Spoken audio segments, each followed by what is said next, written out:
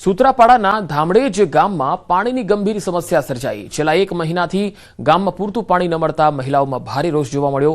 હાલ સરપંચના ઘરના સંપમાંથી મર્યાદિત માત્રામાં પાણીનું વિતરણ કરવામાં આવી રહ્યું છે।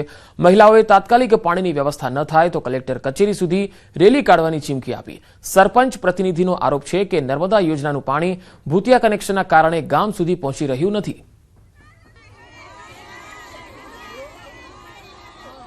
सवा महीनो थयो पानी बिल्कुल भी नहीं। अमारे क्या भरवा जाऊ पानी 20 माणसनु परिवार होय पानी क्यांथी लावे। महीना दिवस सवा महीनाथी पानी नहीं।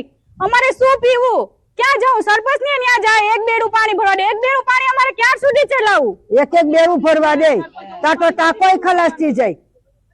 तो पछी क्याथू लावू अमारे पानी। एक बेड़ामां अमारे मासीमाने पानी पूरुं थाय। पाणी पुरवठानी अंदर 2 વાર लेटर दई आव्यो। मौखित फोन करेला है, लेखित में बधु करेलू है। मारो प्रयत्न बधो पूरो करीने छेल्ले बहिरा मारी ऑफिस बंदर ने हटता ज छे। न्या बहिरा बधी भेरी थईने आवे नहीं एवा वतन भी बोले तो ई सरपंचना कारणथी सहन करीए छे। एटले हूँ पोते पर थाक्यो नथी। आ 7 महीना पूरा थई गया एटले हुंय कंटाळी गयो। एटले हूँ पा राजीनामું લઈ। ભૂતિયા કનેક્શન એટલા વધી ગયા અમારે પેસ્ટથી પાણી જ નતો આવતો। અમને ખાલી જે એજન્સીના માણસો વિતરણ કરે છે તો કલાકો જ ગણાવે છે। સુરેન્દ્રનગરના થાનગઢમાં સિરામિક ઉદ્યોગ હાલમાં ગંભીર કટોકટીનો સામનો કરી રહ્યો છે। ઈરાન અને ઇઝરાયલ વચ્ચેના યુદ્ધની સ્થિતિને કારણે ઉર્જા અને સપ્લાય ચેન ખોરવાતા અહીંના ઉદ્યોગો બંધ થવાના આરે છે। યુદ્ધના કારણે ગુજરાત ગેસ કંપનીએ ઔદ્યોગિક એકમોને આપવામાં આવતા ગેસના પુરવઠામાં 50%નો કાપ મૂક્યો। ત્યારે સિરામિક ઉદ્યોગ સંપૂર્ણપણે ગેસ પર નિર્ભર છે। પુરવઠો અડધો થઈ જતા ઉત્પાદનમાં સીધો 50%થી વધુનો ઘટાડો નોંધાયો છે। થાનના આશરે 200થી વધુ નાના મોટા સિરામિક એકમો પાસે હવે માત્ર 15 થી 18 દિવસ ચાલે તેટલો જ ગેસનો સ્ટોક ઉપલબ્ધ છે। જો આ યુદ્ધ લાંબુ ચાલશે તો નિકાસ પર નિર્ભર અનેક કંપનીઓનો કરોડોનો વ્યાપાર ઠપ્પ થશે। તો સિરામિક ઉદ્યોગ સાથે સંકળાયેલા ઉદ્યોગકારો, શ્રમિકો, ટ્રાન્સપોર્ટરો સહિત અંદાજે 30,000થી વધુ લોકોને અસર પડી રહી છે। સિરામિક ઉદ્યોગ સંપૂર્ણપણે ગેસ આધારિત છે અને આ યુદ્ધના કારણે ગેસની સપ્લાય ઠપ થઈ ગઈ છે। આના કારણે લગભગ 15 થી 16 તારીખ વચ્ચે લગભગ થાનગઢના 230 યુનિટો નાના મોટા બધાને બંધ કરવાની ફરજ પડશે। લગભગ 31 તારીખ સુધી અમને આ નિયમ લાગુ પડશે 50% ગેસ સપ્લાયનો।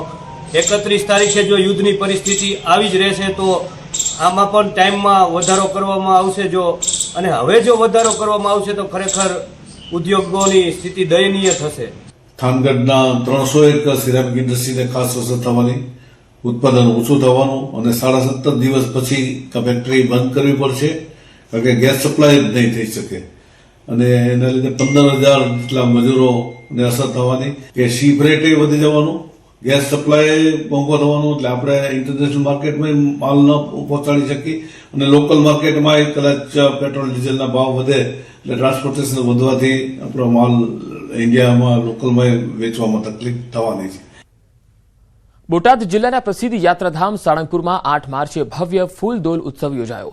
બીએપીએસ સ્વામિનારાયણ મંદિરમાં મહંત સ્વામી મહારાજની ઉપસ્થિતિમાં રંગો રંગો મહંતજી રંગોની થીમ પર મહોત્સવનું આયોજન કરાયું। દેશ વિદેશથી આવેલા અંદાજે 1.5 લાખ જેટલા હરિભક્તો આ ઉત્સવમાં જોડાયા।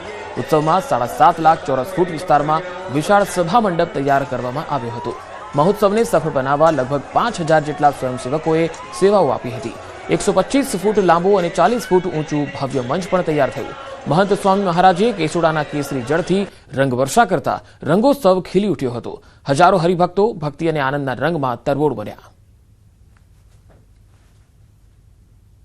छेल्ला 2 वर्षथी अमे आ फूलदोलनी राह जोई रह्या हता के महंत स्वामी महाराज अहींया साक्षात बिराजमान थाय अने आटलो भव्यता अने दिव्यताथी फूलदोल उजवाय। आम तो बाह्य रीते तो अमे આવી રીતે રંગાયા છે પણ અંદરથી એવું લાગે છે કે સ્વામી જે રંગે છે ને બસ આ લૌકિક રંગ ઉતારીને બસ એમનો જે સત્પુરુષનો રંગ છે ને ચડી જાય ને અને એમના રંગે રંગાઈ જાય અને એનો હવે બહુ સારી પ્રતીતિ થઈ રહી છે સ્વામીના સંગે। અને આ મહોત્સવની તૈયારીઓ તો મહિનાઓ પૂર્વથી જ ચાલતી રહી હતી જેમાં લગભગ 5,000 સ્વયંસેવકોએ અહીંયા બહુ જહેમત ઉઠાવીને આ ઉત્સવને સફળ બનાવવા માટે બહુ જ પ્રયત્ન કર્યા હતા। આ પ્રકારના ઉત્સવ માત્ર એક ભક્તિ જ નહીં પણ એક સાંસ્કૃતિક અભિવ્યક્તિ છે. ભારતના સંસ્કાર, ભારતની સંસ્કૃતિ અને રાષ્ટ્રીય ચેતના પણ અહીંયા આપણને અભિવ્યક્ત થતી જોવા મળી રહી છે.